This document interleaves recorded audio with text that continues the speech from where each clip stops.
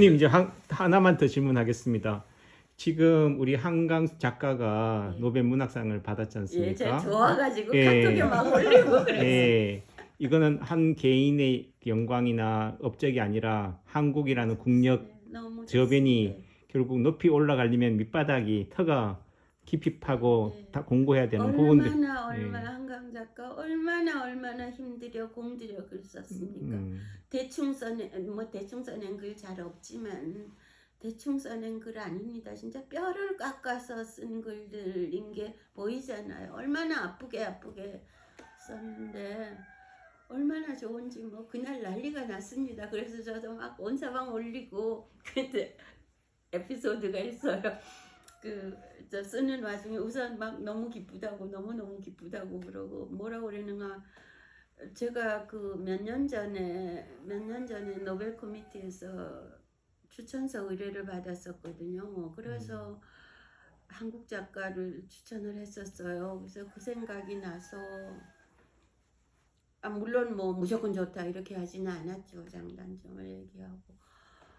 그래서 아유 추천도 했었는데 드디어 막 처음에는 소식 듣고 얼핏 이렇게 지나가는 사람들 얘기를 들었어요. 그래서 잘못 들었나 그렇죠, 보다 믿어지죠, 했어요. 그렇죠. 근데 새벽에 이탈리아 친구가 이탈리아에서 온 거예요. 축하한다고.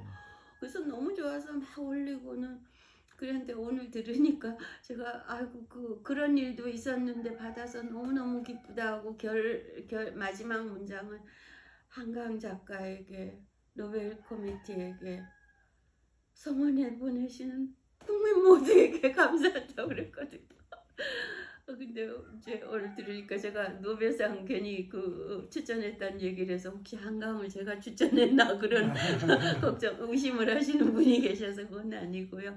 한강 작가는 바로 아니었습니다만은 추천서 받았을 때 되게 설레었었어요. 그래서 근데 그때는 안 됐어요. 요번에 됐습니다. 그러니까 그런 그런 것들이 밑거름이 됐겠죠. 한강 작가의 그 개인의 그것도 중요하지만은 결국은 번역이잖아요. 제가 말씀드리고 싶었던 거는 결국은 개태가 위대하지만은 개태를 평생을 번역해내신 그 교수님의 그 피땀이 저는 결국은 중요한 게 아닌가. 그런 의미 속에서도 한강 작가도 얘기했지만은 그 영문으로 번역했던 엄청 예, 중요합니다. 그분의 그런 것도 한국 사는데 그 번역가로서의 어떤 그런 부분들에 대해서 한번 사명인가 소명에 대해서. 제가 파우스트를 왜 번역했겠어요? 또 모든 세계문학 전집에 다 들어있어요. 저거 제가 번역하기 전에 이론적으로 26편인가 있어요. 통계적으로.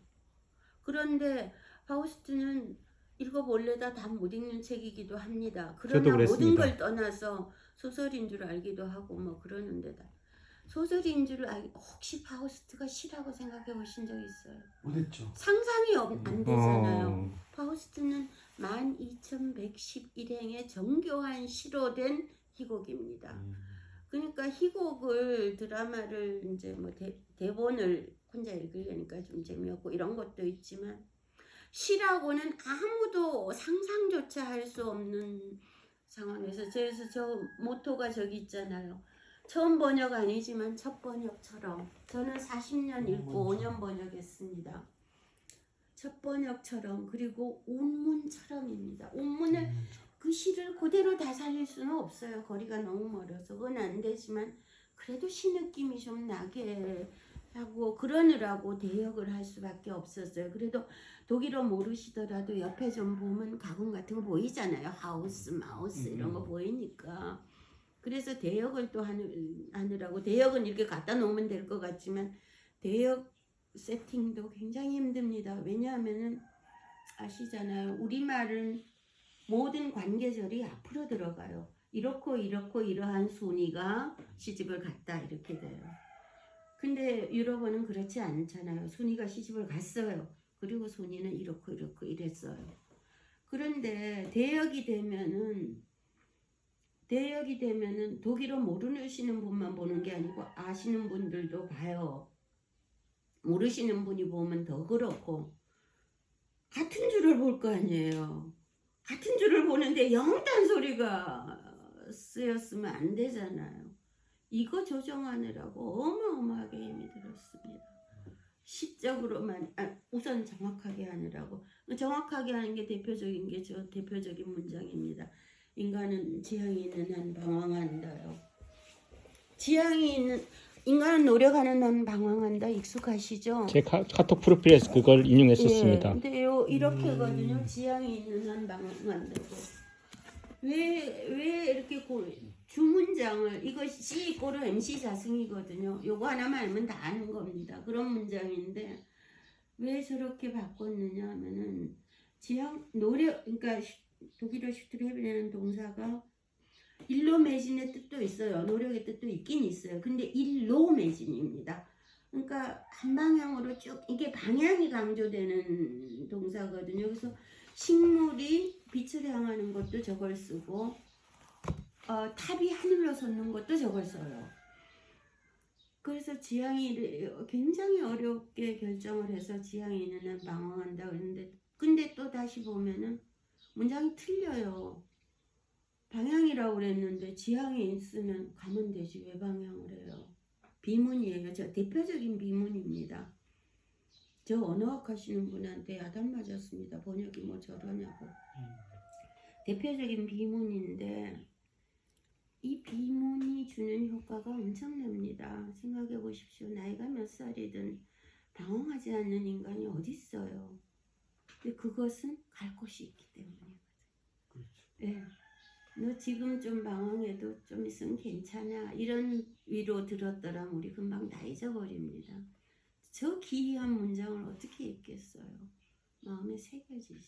그 성경에서의 탕자도 그렇고 또 저 개인적으로도 뭐 외도든 바깥이든 이렇게 막 세상을 주유하지만 결국은 언젠가는 여행에서 피로하고 지칠 때 돌아올 집이 있고 가족이 있다는 게 하나의 또 지향일 수도 있죠. 드는 생각은 딱 그거네.